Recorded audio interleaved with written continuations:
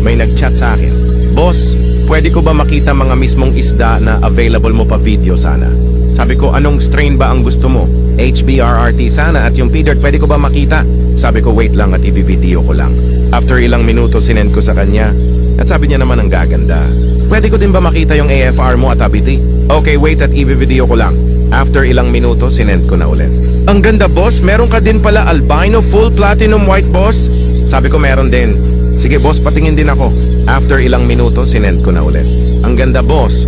Tsaka meron ka din pala AFR blue ears. Pwede ko makita din mismong available mo niyan. After ilang minuto, sinend ko na ulit. Ang ganda pala niyan boss, lalo siguro kung sa black top ko yan ilalagay. Sabi ko naman, oo, bagay yan sa planted tank.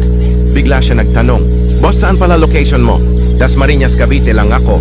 Sabi niya naman, ayun, malapit lang pala, sige, kuha ako niyang HBRT mo, tanong ko lang muna kay misis ko.